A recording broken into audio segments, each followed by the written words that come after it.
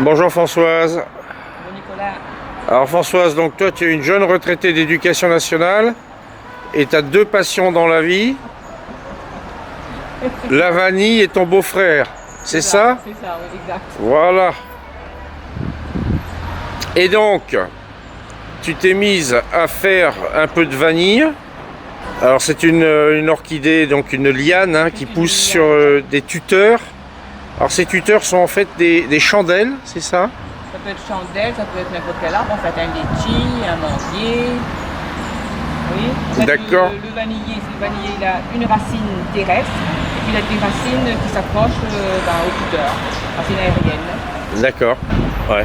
Alors les chandelles, c'est ce qui servait là, en l'occurrence à borner les terrains à une époque, ce que me disait Charles justement.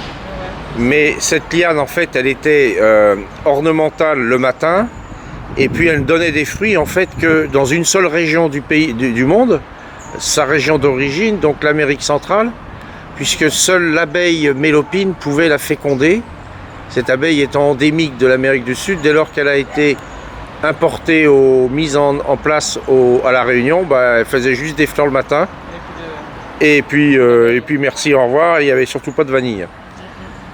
Fécondé, il faut un objet pointu, quoi. Hein. Avant, il prenait donc une épine de citronnier. Et ben moi, j'ai préféré une aiguille, quoi. Et alors, on y va. Donc, attends, je prends d'abord la photo de la fleur. Voici donc la belle orchidée. La fameuse orchidée de la vanille. Et le principe, donc, c'est, on va aller doucement, Françoise. Alors, j'ouvre ça. On ouvre. Le cornet, là, un peu de cornet, là. Voilà. Bon, je prends la petite languette, là. Donc, il y a une languette à reprendre. Je soulève. Hop. Et on écrase. Voilà. Et le boulot est fait. Et c'est fait. Et voilà la gousse qui commence à sortir après. Et après, voilà les gousses qui sortent. Des gousses dont il reste parfois des feuilles, des fleurs à l'extrémité. Et qui vont tomber après. Et qui vont tomber. Et chaque fleur va donc donner une gousse, une vanille, dont on fera les meilleurs desserts. On recommence avec celle-ci.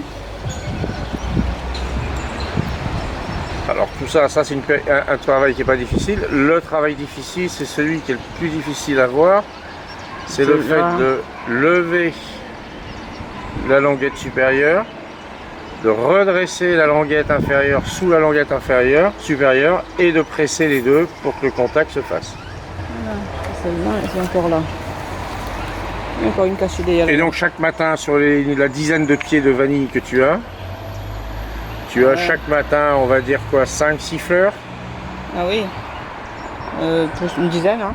Une dizaine de fleurs. Il y en a encore, oui. Et ça, cette saison-là de floraison, ça dure 3-4 mois? Disons 2-3 mois, oui. 3 mois. D'accord, donc pendant 3 mois, quasiment tous les jours, tu as une dizaine de fleurs. Au début, tu auras 4-5 fleurs, après, ça dépend, quoi. Ça dépend de l'ancienneté de la liane, quoi. Hein. D'accord. Eh bien, écoute, Françoise, grand merci. Ouais, je te prends en photo, là, pour qu'on sache qui était cette grande femme qui aimait et à la fois son beau-frère et la vanille, dans l'ordre. Ouais, c'est ça. Merci Françoise.